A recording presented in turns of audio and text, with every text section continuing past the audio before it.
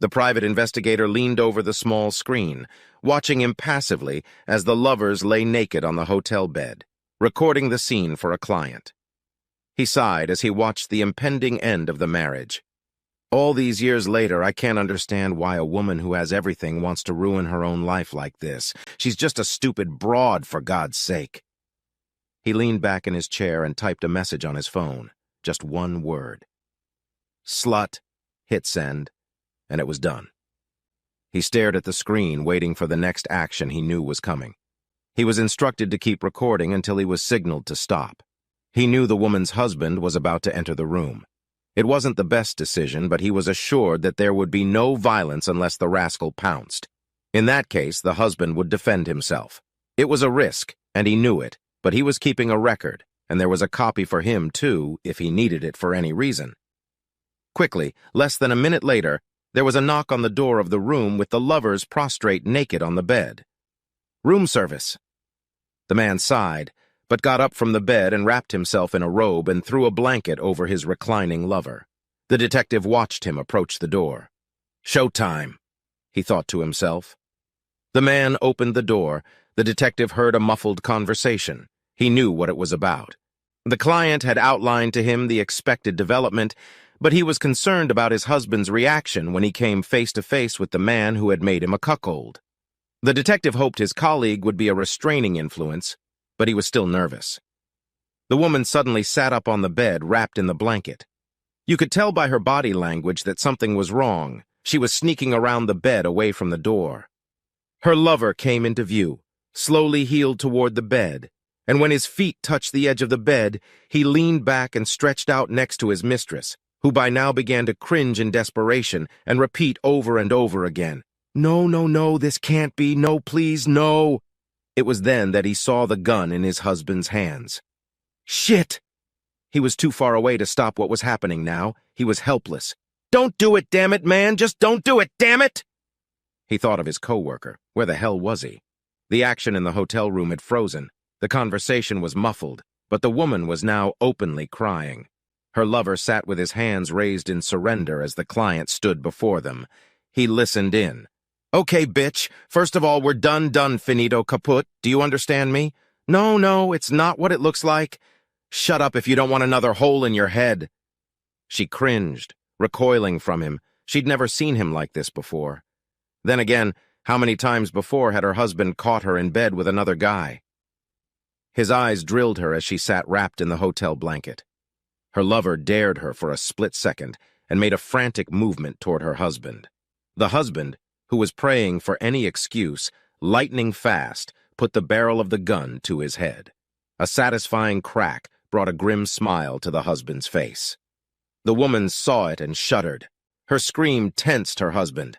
He pointed the gun at her head, his eyes wild. "Listen, I've already got everything I need to divorce your ass and ruin that bastard. The only thing I haven't taken care of yet is a damn good whipping for you two.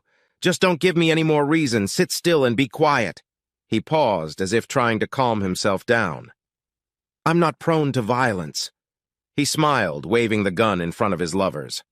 "Anyway, I've decided that you both will pay and pay dearly for your adultery. There's no way you cheap wench is going back to the house. You have no business being there. And I don't want any more cheaters. All your belongings, whatever they may be, are already packed and on their way to your sister. You have no money, no credit cards, nothing. Understand?" The woman just looked at him, stunned. "Understand?" He swung the gun again. Yeah, I understand, but what about—" she started. "I don't need your questions. I'll decide for myself what you need to know. Is that understood?" She nodded slowly. Though at that moment everything was jumbled up in her head, she was in shock. "The kids are fine, by the way, thanks for asking. They already know what a cheating broad their mother is, so don't expect any sympathy from them. I'd give them a few years to calm down if I were you. They were pretty upset when they found out you and that asshole had sex in our bedroom a few weeks ago. Yes, dear Rebecca, they saw and heard you. What I cannot and will not forgive is your utter disrespect for our marriage and our children." She awed. A sob escaped her throat. She brought her hand up to her mouth. She had no idea what the children knew.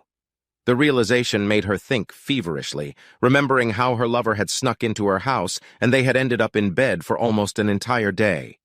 She hadn't seen her children that day, hadn't seen them stay out late, and then come home looking sullen and withdrawn. She also didn't notice how brooding and upset her husband was, because she was too busy scheming and thinking about herself and her lover. He stared at her, allowing the words to penetrate her mind. "Oh, did I mention that the rogue's wife also knows all about you two? Well, that will be a nice surprise you can give your lover when he comes to his senses. We used the same legal team for our divorces, still saving money." She awed again when a groan from the floor meant her lover was coming to his senses. "There you go. Why don't you help him? After all, you're in shit together. Maybe you can work something out." He laughed. The man watching the screen breathed a sigh of relief. Even from here, it was obvious that the anger was under control. That is, unless the bastard opened his mouth and said something stupid. On the screen, the husband looked at the camera and smiled. That was the signal. "Back to the script. Thanks a hell of a lot for that," thought the detective. The text message was sent again. He leaned back in his chair and sighed in relief as he looked at the screen. There was a knock on the door of the room, and a man walked in. He was wearing a long coat and fedora. In his hand, he held 2 large envelopes. He approached the woman first. "Are you Rebecca Polson?" She nodded sadly before muttering, "Yes, I am." "Thank you, ma'am, you have been served." He turned to her lover, who had managed to sit on the edge of the bed and was now rubbing his head. "Jonathan? I beg your pardon, sir, are you Jonathan Green?" He nodded. "Yes, damn right I am. You've been handed a message, Mr. Rascal." The messenger turned and disappeared in seconds. Steve Polson looked Jonathan Green in the eyes, and Jonathan Green felt hatred. He flinched, trying to look away from those gray eyes. They reminded him of a wolf.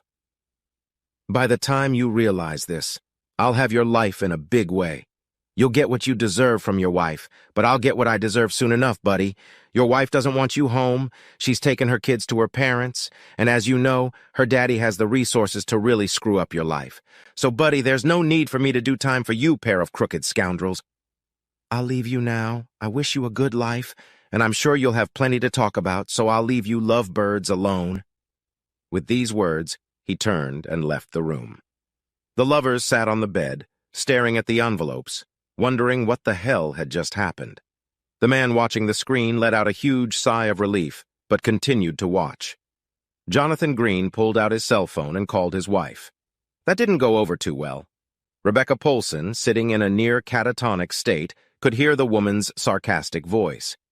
Jonathan threw his phone across the room as he began to realize that the consequences had already begun. He yelled at Rebecca Polson, who began yelling back at him. The screen showed them taking out their anger on each other for the collapse of their lives. "That bitch hung up on me! You've been warned, asshole!" The detective stood up and refreshed his scotch on the rocks while the scene continued to play out on the screen. Jesus, what a fucking day! Another happy couple going on the road. He drained his glass in a volley. Watching scenes like this one had been a major part of his business for the past few years, and his reputation for preying on cheating spouses was well known. He was the best, but he himself couldn't get used to celebrating the dissolution of someone else's marriage. Scenes from his own experience when he had discovered his wife with his brother began to replay in his mind. He poured himself another, remembering that it had ended badly, too. He hadn't spoken to his brother since that day. His wife tried to pass it off as a one-time thing. It was just sex and blah, blah, blah. He had heard it all so many times in the years since then. He couldn't move past it, forgive her or forget her. He just walked away, divorced her. Had he done the right thing? Hell yes. But damn it, it hurt like hell, and it still hurt. Even after 15 years, it still hurt. He knew how Steve Polson would feel when he woke up alone in the morning. While the chase was on, it distracted the stalker from the real pain of loneliness. You stupid fool, if you cared even a little bit, you would ask yourself why. Why? Now your pain is just beginning. He reached over, turned off the connection, and started to shut everything down.